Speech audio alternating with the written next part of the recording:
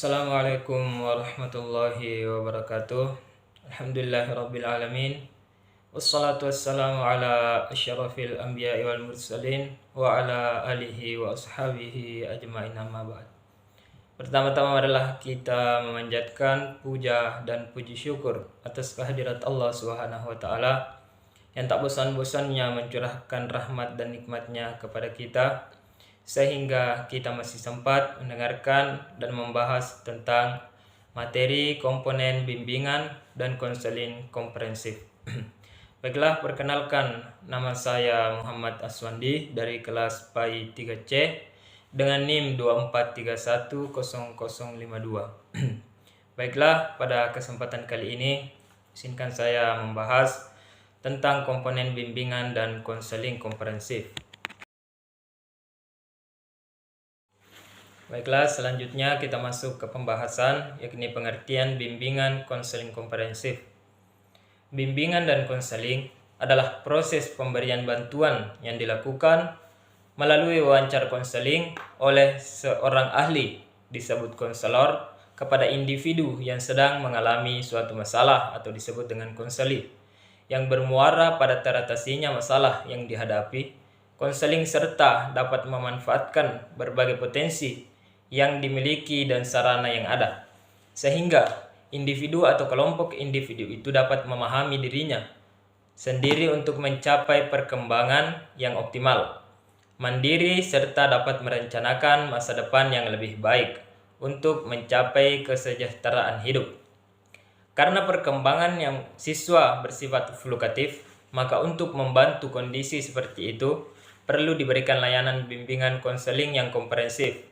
Bimbingan dan konseling komprehensif merupakan upaya untuk memberikan bantuan secara utuh yang melibatkan konselor, pimpinan sekolah, guru mata pelajaran, staf, administrasi, orang tua, dan masyarakat, dan merupakan pemberian bantuan kepada peserta didik melalui layanan dasar bimbingan, layanan responsif, layanan perencanaan individual, dan layanan dan dukungan sistem sesuai dengan norma yang berlaku di masyarakat. Bimbingan konseling komprehensif adalah strategi untuk memperbaiki akademik, mengarahkan kesadaran karir, mengembangkan kesiapan kerja, menumbuhkan kesadaran diri, mengembangkan kemampuan berkomunikasi, dan mengarahkan keberhasilan kepada setiap siswa. Bimbingan dan konseling komprehensif diprogramkan untuk semua peserta didik. Artinya bahwa semua peserta didik hukumnya wajib menerima layanan bimbingan dan konseling, sehingga persepsi bahwa fokus bimbingan dan konseling hanyalah pada siswa yang bermasalah saja akan hilang. Oleh karena itu, bimbingan dan konseling komprehensif perlu memerhatikan ruang lingkup yang menyeluruh, dirancang untuk lebih berorientasi pada pencegahan dan tujuannya pengembangan potensi peserta didik. Melalui bimbingan dan konseling komprehensif, peserta didik diharapkan memahami dan dapat mengetahui kehidupan yang mencakup kehidupan akademik, karir, dan pribadi sosial. Sehubungan dengan sifat program bimbingan dan konseling komprehensif, ada 3 hal mendasar yang perlu diperhatikan dalam penyusunan program bimbingan dan konseling di sekolah. Yang pertama itu ruang lingkup yang menyeluruh, artinya tidak hanya berfokus pada peserta didik sebagai pribadi saja, melainkan seluruh aspek kehidupan siswa sejak usia dini sampai dengan peserta didik berusia remaja. Yang kedua, dirancang sebagai pencegahan, artinya bahwa konselor berkewajiban membantu peserta didik agar memiliki sikap proaktif dalam menghadapi berbagai persoalan. Yang ketiga, pengembangan potensi siswa. Artinya program bimbingan dan konseling tidak hanya untuk pencegahan permasalahan siswa, tetapi disusun sebagai pelayanan untuk menemukan karakteristik dan kebutuhan siswa. Menurut Suherman, ciri-ciri program bimbingan dan konseling sekolah komprehensif sebagai berikut. Yang pertama, program bimbingan dan konseling sekolah merupakan kesatuan komponen tujuan institusi sekolah. Yang kedua, program bimbingan dan konseling Sekolah memberikan kesempatan pada semua siswa. Dan yang ketiga, program dan bimbingan konseling. Program dan bimbingan konseling ditunjang dengan keberadaan konselor yang profesional. Yang keempat, memastikan bahwa program bimbingan dan konseling sekolah merupakan rancangan yang dapat dilaksanakan dalam sebuah gaya yang sistematik untuk semua siswa. Yang kelima, program bimbingan dan konseling mampu menghasilkan pengetahuan, sikap, dan kemampuan-kemampuan siswa lainnya yang dapat direkomendasikan sebagai sebuah hasil dari keikutsertaan mereka dalam sebuah program bimbingan dan konseling di sekolah. Baiklah, selanjutnya kita melangkah kepada bagian B, yakni landasan bimbingan dan konseling komprehensif. Yang pertama itu ada landasan filosofis. Setiap aktivitas yang dilakukan harus mendasarkan diri pada pertimbangan-pertimbangan berpikir atau secara filsafat. Dalam posisi tersebut, filsafat berfungsi sebagai validasi, yaitu untuk menguji koherensi antara visi, misi, dan tujuan. Dalam konteks ini adalah bimbingan dan konseling komprehensif. Landasan filosofis bimbingan dan konseling komprehensif merupakan dasar pemikiran yang sangat penting untuk memberikan arah dan argumentasi pemikiran serta alasan untuk dilaksanakan dan diimplementasikan dalam kehidupan, khususnya di sekolah. Dan yang kedua, ada landasan psikologis. Landasan psikologi di dalam bimbingan dan konseling komprehensif berarti memberikan landasan dan pemahaman tentang tingkah laku individu yang menjadi sasaran layanan, yaitu konseling. Landasan psikologi di dalam bimbingan dan konseling sangat penting karena bidang garapannya adalah tingkah laku, permasalahan hidup manusia beserta aspek-aspek lainnya. Aspek dan tingkah laku manusia beserta permasalahan yang menjadi sasaran untuk diubah dan dikembangkan dalam konteks mereka mengatasi masalah-masalah yang dihadapi atau untuk mencapai tujuan yang hendak dicapai pula. Tujuan bimbingan dan konseling yang hendak dicapai adalah pemecahan masalah, efektivitas pribadi, perubahan perilaku, dan membantu dalam hal kesehatan mental. Dan yang ketiga, landasan sosial budaya. Fenomena dalam masyarakat modern ini semakin lama semakin pesat perkembangan dan perubahannya. Perkembangan dan perubahan tersebut menyangkut beberapa aspek kehidupan manusia. Pengaruh atau dampak perkembangan dan perubahan tersebut dapat berdampak positif dan negatif bagi kehidupan manusia. Dampak positif, berbagai aspek kehidupan manusia yang pada akhirnya semakin dapat menikmati indahnya kehidupan, menikmati kehidupan dengan sarana teknologi dan efisien dan efektif. Kehidupan ini rasanya serba bebas dan semua kepentingan hidup dengan mudah diakses melalui sarana teknologi dan yang serba canggih. Dari sisi negatif, bagi mereka yang tidak dapat menyesuaikan diri akan merasa dibebani oleh pemikiran-pemikiran dan kebutuhan hidup yang sangat berat. Akhirnya akan menambah ketegangan emosional dan konflik batin yang serius sehingga banyak menimbulkan penyakit mental. Gambaran realita yang sungguh terjadi di era kebudayaan modern seperti sekarang banyak dicirikan dengan kebudayaan material. Kebahagiaan hidup diukur dengan suksesnya seseorang. Aspirasi dan perjuangan mendapatkan materi. Kenyataan perubahan prinsip hidup seperti ini perlu diberikan bentuk bantuan layanan, bimbingan, dan konseling komprehensif. Dalam setting kehidupan, landasan sosial, sekalipun perkembangan teknologi semakin maju dan pesat, eksistensi sosial budaya suatu bangsa tetap berdiri tegak. Tidak terombang-ambing oleh perubahan tersebut. Landasan sosial budaya merupakan acuan nilai yang menjadi pertimbangan dasar di dalam membantu memecahkan masalah problem-problem kehidupan bangsa. Dan yang terakhir, landasan religius.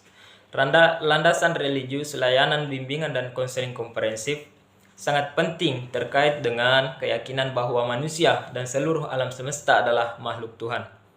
Sikap yang mendorong perkembangan manusia berjalan menuju kehidupan akan berjalan ke arah yang sesuai dengan kaidah agama. Di samping itu, upaya untuk memungkinkan perkembangan dan dimanfaatkannya secara optimal.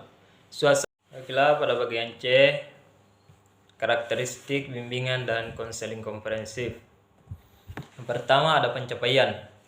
Program konseling komprehensif dirancang untuk menjamin bahwa semua siswa memperoleh kompetensi untuk menjadi sukses di sekolah.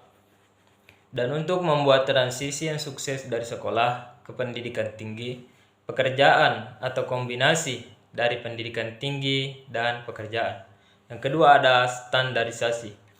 Pengetahuan, sikap, dan keterampilan, kompetensi bahwa semua siswa akan mengembangkan sebagai akibat dari berpartisipasi dalam program konseling sekolah. Ketiga ada data driven. Model konseling komprehensif berfokus pada peningkatan dua hal, yakni akuntabilitas dan penggunaan data untuk membuat keputusan. Dan untuk meningkatkan prestasi siswa, konselor sekolah harus bekerja jauh lebih sulit untuk menunjukkan bahwa pekerjaan yang mereka lakukan adalah membantu sistem sekolah untuk memenuhi mandat yang ditetapkan oleh undang-undang ini. Konselor sekolah sekarang bertanggung jawab untuk menunjukkan akuntabilitas mereka sama seperti guru. Dan yang terakhir ada pengembangan, yakni mengembangkan 3 dominan, yakni akademik, karir, dan pribadi atau sosial. Fokus utama dari program pengembangan adalah untuk menyediakan semua siswa dengan pengalaman untuk membantu mereka tumbuh berkembang. Bagian D, fungsi bimbingan dan konseling komprehensif. Yang pertama, pemahaman, yaitu membantu peserta didik agar memiliki pemahaman terhadap dirinya dan lingkungannya. Yang kedua, preventif, yaitu upaya konselor untuk senantiasa mengantisipasi berbagai masalah yang mungkin terjadi dan berupaya untuk mencegahnya agar tidak dialami oleh peserta didik. Dan yang ketiga ada pengembangan, yaitu konselor senantiasa berupaya untuk menciptakan lingkungan belajar yang kondusif, yang memfasilitasi perkembangan siswa. Dan yang keempat ada perbaikan atau penyembuhan, yaitu fungsi bimbingan yang bersifat kuratif. Dan yang kelima ada penyaluran, yaitu fungsi bimbingan dalam membantu individu memilih kegiatan ekstrakurikuler, jurusan atau program studi, dan memantapkan penguasaan karir dan jabatan yang sesuai dengan minat, bakat, keahlian, dan ciri-ciri kepribadian lainnya. Dan yang keenam ada adaptasi, yaitu fungsi membantu para pelaksana pendidikan, khususnya konselor, guru, dan dosen untuk mengadaptasikan program pendidikan terhadap latar belakang pendidikan, minat, kemampuan, dan kebutuhan individu siswa. Dan yang ketujuh ada penyesuaian, yaitu fungsi bimbingan dalam membantu individu atau siswa agar dapat menyesuaikan diri secara dinamis dan konstruktif terhadap program pendidikan, peraturan sekolah, atau norma agama. Bagian E, tujuan bimbingan dan konseling komprehensif. Tujuan bimbingan dan konseling komprehensif secara umum adalah yang pertama, merencanakan kegiatan penyelesaian studi, perkembangan karir, serta kehidupannya di masa yang akan datang. Yang kedua, mengembangkan seluruh potensi dan kekuatan yang dimilikinya seoptimal mungkin. Yang ketiga, menyesuaikan diri dengan lingkungan pendidikan, lingkungan masyarakat, serta lingkungan kerjanya. Yang keempat, mengatasi hambatan dan kesulitan yang dihadapi dalam studi. Penyesuaian dengan lingkungan pendidikan, masyarakat, maupun lingkungan kerja. Agar pelaksanaan program bimbingan dan konseling komprehensif berjalan sesuai dengan tujuan yang telah ditetapkan, maka harus dipahami 5 premis dasar bimbingan dan konseling komprehensif. Pertama, tujuan bimbingan dan konseling bersifat kompatibel dengan tujuan pendidikan. Yang kedua, fokus utama layanan bimbingan dan konseling adalah mengawal perkembangan peserta didik melalui pemenuhan fasilitas peserta didik agar dapat tumbuh dan berkembang menjadi mandiri dan lebih optimal. Yang ketiga, program bimbingan konseling merupakan team building. Approach artinya merupakan suatu tim yang bersifat kolaboratif antar staf. Program bimbingan dan konseling merupakan sebuah proses yang tersusun secara sistematis dan dikemas melalui tahap-tahap perencanaan, desain, implementasi, evaluasi, dan tindak lanjut. Dan yang terakhir, program bimbingan dan konseling harus dikendalikan oleh kepemimpinan yang memiliki visi dan misi yang kuat mengenai bimbingan dan konseling. Baiklah, selanjutnya kita melangkah kepada bagian F, prinsip-prinsip bimbingan dan konseling komprehensif. Terdapat beberapa prinsip dasar yang dipandang sebagai fondasi atau landasan bagi layanan bimbingan, dan prinsip-prinsip ini berasal dari konsep-konsep filosofis tentang kemanusiaan yang menjadi dasar dari pemberian layanan bantuan atau bimbingan, baik di sekolah maupun di luar sekolah. Prinsip-prinsip itu adalah sebagai berikut. Yang pertama, bimbingan diperuntukkan bagi semua individu. Yang kedua, bimbingan bersifat individualisasi, yaitu sikap setiap individu bersifat unik atau berbeda satu sama lainnya. Yang ketiga, bimbingan menekankan hal yang positif. Yang keempat, bimbingan merupakan usaha bersama sekolah. Mereka sebagai teamwork terlibat dalam proses bimbingan. Dan yang kelima, pengambilan keputusan merupakan hal yang esensial dalam bimbingan. Yang keenam, bimbingan berlangsung dalam setting atau adegan kehidupan. Baiklah, kita melangkah kepada bagian G, komponen dan bimbingan konseling komprehensif. Yang pertama, layanan dasar bimbingan. Layanan dasar bimbingan merupakan layanan bantuan bagi peserta didik melalui kegiatan-kegiatan kelas atau di luar kelas yang disajikan secara sistematis dalam rangka membantu siswa mengembangkan potensinya secara optimal. Pelayanan ini bertujuan untuk membantu semua konseli agar memperoleh perkembangan yang normal, memiliki mental yang sehat, dan memperoleh keterampilan dasar hidupnya. Atau dengan kata lain, membantu konseli agar dapat mencapai tugas-tugas perkembangannya. Dan yang kedua, layanan responsif. Layanan responsif merupakan layanan bantuan bagi para siswa yang memiliki kebutuhan atau masalah yang memerlukan bantuan dengan segera. Layanan ini bertujuan untuk membantu siswa memenuhi kebutuhan yang dirasakan pada saat ini, atau para siswa yang dipandang mengalami hambatan dalam menyelesaikan tugas-tugas perkembangannya. Indikator dari kegagalan itu berupa ketidakmampuan untuk menyesuaikan diri atau perilaku bermasalah. Layanan ini lebih bersifat kuratif. Strategi yang digunakan adalah konseling individual, konseling kelompok, dan konsultasi. Isi layanan responsif ini adalah bidang pendidikan, belajar, sosial, pribadi, karir, tata tertib di sekolah, narkotika dan perjudian, perilaku seksual, dan kehidupan lainnya. Untuk memahami kebutuhan dan masalah konseli dapat ditempuh dengan cara asesmen dan analisis perkembangan konseli dengan menggunakan berbagai teknik. Misalnya inventori tugas-tugas, perkembangan, angket konseli, wawancara, observasi, sosiometri, daftar hadir konseli, leger, psikotes, dan daftar masalah konseli atau alat ungkap masalah. Dan yang ketiga, ada perencanaan individual. Perencanaan individual diartikan sebagai bantuan kepada konseli agar mampu merumuskan dan melakukan aktivitas yang berkaitan dengan perencanaan masa depan berdasarkan pemahaman akan kelebihan dan kekurangan dirinya, serta pemahaman akan peluang dan kesempatan yang tersedia di lingkungannya. Perencanaan individual bertujuan untuk membantu konseli agar dapat memiliki pemahaman tentang diri dan lingkungannya, mampu merumuskan tujuan, perencanaan, atau pengelolaan terhadap perkembangan dirinya, baik menyangkut aspek pribadi, sosial, belajar, maupun karir, dan dapat melakukan kegiatan berdasarkan pemahaman, tujuan, dan rencana yang telah dirumuskannya. Fokus pelayanan perencanaan individual berkaitan erat dengan perkembangan aspek akademik, karir, sosial, dan pribadi. Secara rinci, cakupan fokus tersebut antara lain mencakup perkembangan aspek.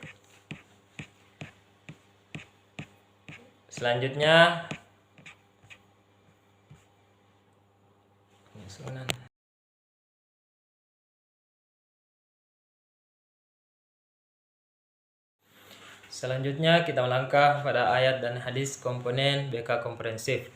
Pertama, ada dalam Quran surah An-Nahl ayat 125.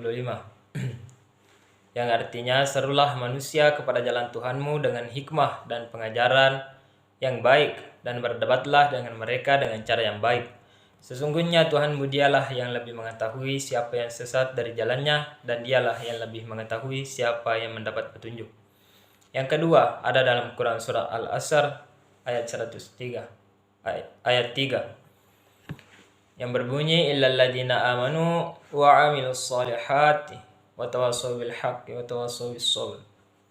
Yang artinya kecuali orang-orang yang beriman dan mengerjakan kebajikan serta saling menasihati untuk kebenaran dan saling menasihati untuk kesabaran.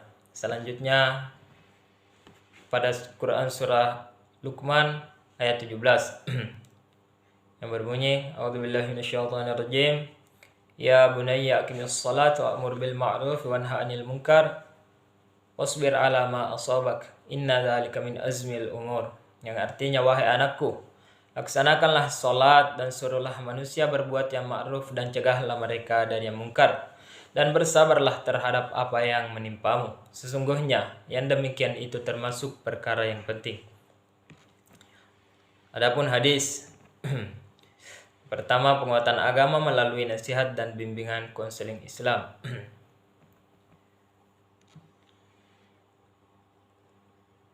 Rasulullah Shallallahu Alaihi Wasallam bersabda yang artinya hak seorang muslim pada muslim lainnya ada 6. Jika berjumpa hendaklah memberi salam. Jika mengundang dalam sebuah acara maka datangilah undangannya. Bila dimintai nasihat maka nasihatilah ia. Jika memuji Allah dalam bersin maka doakanlah. Jika sakit jenguklah ia, dan jika meninggal dunia maka iringilah kuburnya. Hadis riwayat Muslim. Adapun nilai-nilai dasar bimbingan dan konseling Islam. Dan yang ketiga, tujuan bimbingan memberi manfaat. Sebaik-baik manusia adalah yang paling bermanfaat bagi manusia lainnya. Hadis riwayat Ahmad.